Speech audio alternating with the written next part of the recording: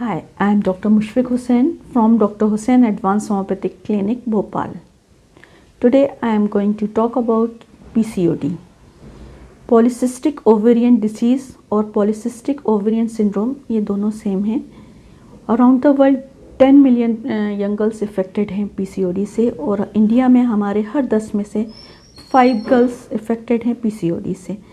ये एक silent disorder है जो कि ज़्यादातर अनडायग्नोज रह जाता है. पेशेंट को समझ में ही नहीं आता है कि उसे ये प्रॉब्लम है.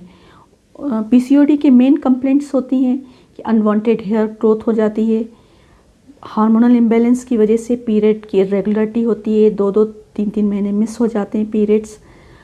इसके अलावा वेट गेन होता है, हेयर लॉस होता है और स्किन पे पिंपल्स और स्कार आने लगते हैं. डिफरेंट केसेस में डिफरेंट PCOD के सिम्टम होते हैं. इन PCOD को मैनेजमेंट के लिए मॉडर्न साइंस में ज़्यादातर सर्जिकल ट्रीटमेंट होता है, जिसमें सिस्ट को रिमूव किया जाता है, या फिर सेकेंडरी जो ट्रीटमेंट होता है वो 21 डेज़ का हार्मोनल थेरेपी दी जाती है. लेकिन होम्योपैथी में PCOD का बहुत सक्सेसफुल ट्रीटमेंट है, क्योंकि अगर कुछ कॉज है हेरिडिटरी तो इसके बेस पे मेडिसिन सेलेक्ट की जाती है थूजा. हार्मोनल इम्बैलेंस की वजह से PCOD में हो रहा है तो यहाँ बहुत अच्छी मेडिसिन है पल्सेटिला.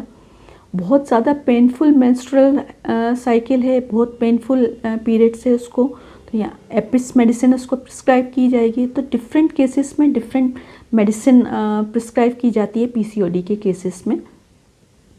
PCOD के केस में सबसे बड़ा है एक मैनेजमेंट की. यहाँ उसका वेट को हमको मैनेज करना पड़ता है कि हार्मोनल इम्बैलेंस की वजह से जिस तरीके से उसका वेट बहुत गेन हो रहा है, तो हम उसको एडवाइस करते हैं कि शॉर्ट मील लें, छोटे छोटे मील लेके, कि बहुत एक्सेसिव खाना बहुत ज़्यादा ना खा के शॉर्ट मील में वो अपने खाने को कंप्लीट करे, और जिससे उसका वेट कम हो. एक्सरसाइज प्रॉपरली उसको सजेस्ट की जाती है, रेगुलर प्रॉपर एक्सरसाइज करें, और प्रोसेस्ड फूड जैसे पिज़्ज़ा बर्गर से वो दूर रहें.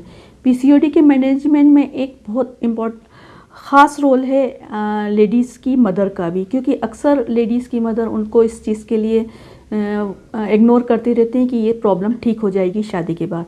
लेकिन ये प्रॉब्लम ठीक कभी नहीं होती, और ये अक्सर इनफर्टिलिटी का मेन कॉज बनती है PCOD. तो समय रहते PCOD का प्रॉपर ट्रीटमेंट ज़रूर लें.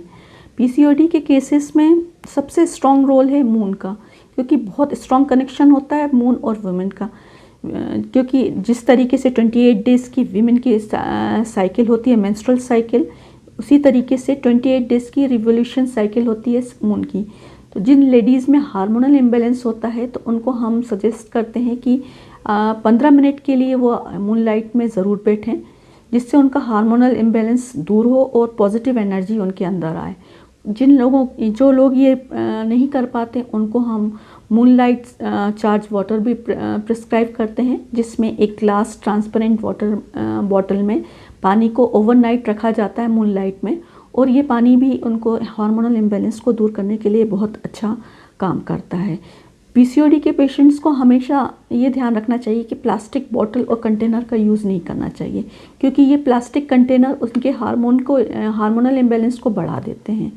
Doctor Hussain advance homeopathic clinic में हमने डिफरेंट PCOD के केसेस को सक्सेसफुली ट्रीटमेंट किया गया है, और उनको एक बहुत पर्सनलाइज केयर, उनकी प्रॉब्लम को बहुत अटेंटिवली सुन के मोस्ट सूटेबल मेडिसिन उनको प्रिस्क्राइब की है, जिससे उनकी सिस्ट डिज़ोल्व हुई है परमानेंटली, वेट उनका कम हुआ है, उनके स्किन पे जो पिंपल और स्कार आए हैं वो रिड्यूस हुए हैं, और उनको PCOD से रिलेटेड और भी आगे इमोशनल या जो भी स्ट्रेस रहा है वो दूर हुआ है. तो doctor Hussain advance homeopathic clinic में हमने बहुत सक्सेसफुली ट्रीटमेंट किया है PCOD का, और कुछ डिफरेंट केसेस में इनफर्टिलिटी हमने दूर की है PCOD को ठीक करके.